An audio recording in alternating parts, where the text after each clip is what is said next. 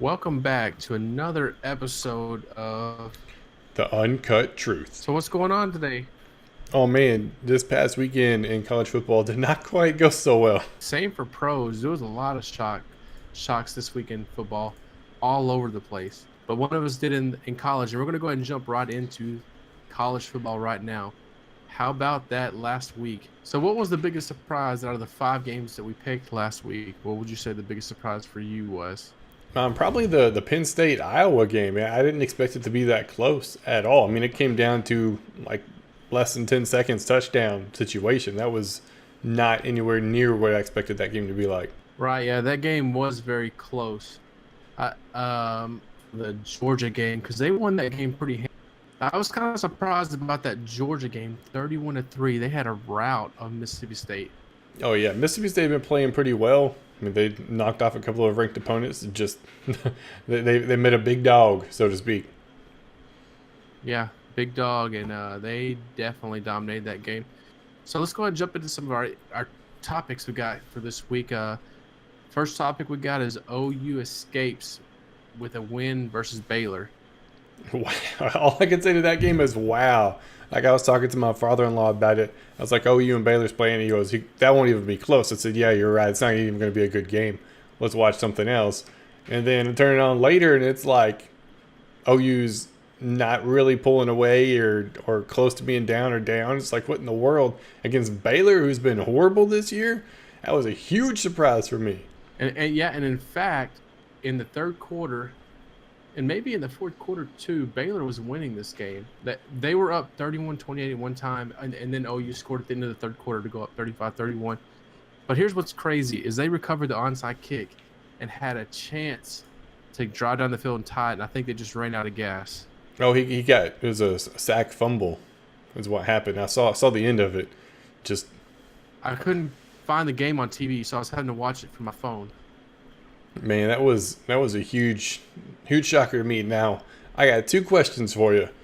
Is Baylor? Did they just play good, or is OU overrated? I think OU's a little overrated, and I think it's tough playing a conference rival. I know they're not like Texas OU rivals, but it's tough playing a team you play every year because they just know what you do.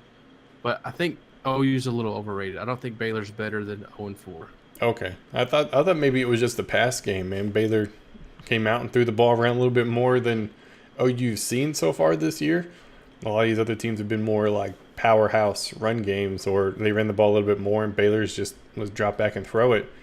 Or maybe it was they were over confident in the fact that they were 0-3 and got beat by an FCS team and lost to UTSA, and maybe Oklahoma just misjudged the game altogether. Yeah, I mean it's kind of crazy that it was that close, but what a game! And sticking with Oklahoma, how about Oklahoma State? They were they got dominated by TCU.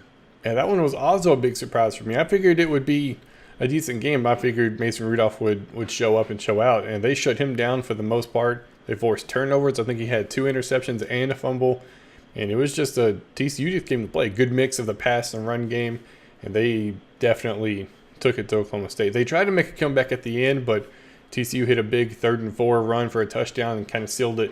Man, that was ball game. Yeah, definitely. And what was surprising to me is TCU won this game by running the ball. They didn't. They only had 228 passing yards, which is kind of surprising. And here's another thing that's surprising after talking about Heisman hopefuls is Oklahoma State running back Justice Hill ran for 102 yards. They ran it 25 times to him. So they stuck with the run game. It didn't pan out for them. Yeah, it didn't have those big plays they've had every other week where the receivers were able to break a tackle or two or make a man miss and take it to the house. And it came back to bite them. And talking about coming back to bite them, how about this Florida State? Oh my I gosh. mean, I wouldn't say, like, to me, it wasn't a bad showing for the team. I mean, a true freshman, first start of his career, and he did okay managing the game. It was just all that time to prepare for this game, knowing that he's going to be your starting quarterback, and against this team, you know what you're up against for like 3 weeks, and this is what you came out with. yeah, I mean he wasn't terrible. He didn't turn the ball over. They didn't run the ball very well in this game. But it's just all I put under this for my notes is sad. Florida State was a hopeful to win the national championship this year, and I mean, it definitely the ACC. I think we both would have said if they were healthy, they were the best team in the ACC, and to see them lose their quarterback and I mean, we say they had 3 weeks to prepare. We don't really know how devastated the Florida area is where they're at. So they may not have actually had, but maybe a week to prepare since with something as a team. If they're all at home or not able to go to class and stuff like that, they may not have normal practices. But it was kind of sad to see that what happened to Florida State this year, and it's going to be a disappointing season the rest of the way, I believe, for them. I think you just try to save face, maybe upset a couple of teams, just keep fighting. But I don't expect them to be anywhere near the talk for national title. Not anywhere close. Right. And I mean, as far as for kids, because these are college kids, they've been through a lot there. They lost their starting quarterback. They lost a heartbreaker to Alabama. And then they had Hurricane Irma hit. I mean, it's just been a lot for, really young adults or kids to go through at this time in their life, especially, for a true freshman making his first start. There's a lot more things more important than football going on down there in the Florida area. All right, and the last thing we'll discuss is our way too early Final Four.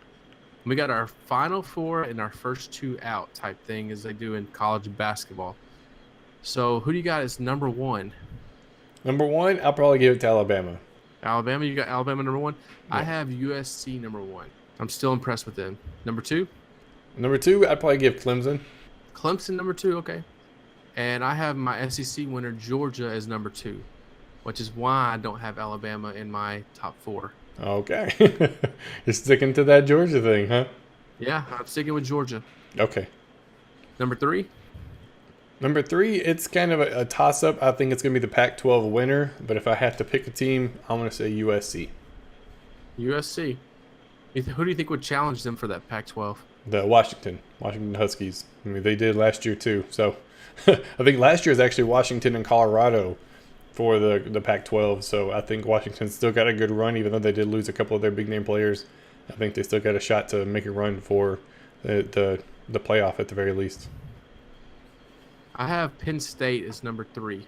Even though they almost lost to Iowa, I still think that they're going to.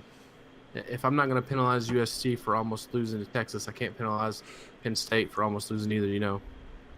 Right. I got Penn State as my number four, so at least we. Number four? Yeah. My number four is Clemson. So we had the same four except for Georgia, Alabama. Okay. Your first two out. Who do you got? I want to have whoever doesn't win the Pac-12, so I picked USC for the number 3 spot. I want to pick Washington for the number 5 spot. I think that it's going to be that close to determine whoever wins it gets in, whoever doesn't is going to be outside looking in. As much as I don't want, I'm going to go with Oklahoma. OU. Okay. I got a surprise for you right here. Texas. Because I'm drinking the Kool-Aid. My number 5 team, first team out, is TCU. Wow. They looked very balanced against Oklahoma State. They passed the ball well, and they ran the ball well. They're my first team out. And if they can go undefeated, they're going to get in there, and Clemson's not going to be in. But I think they're going to stumble at least one game, and they're going to get penalized big time because they're in the Big 12. And fair or not, I think that's what will happen. And then number 6, I have Alabama. I think Alabama's going to lose to Georgia in the championship game, and I think they're going to drop to this number 6 spot here. Okay, that's pretty doable. I mean, I was watching one of the games the other night, and like all the commentators, it was the 2 commentators and Cycle 11 reporter, ranked the top conferences, and all of them had SEC no higher than like 4th.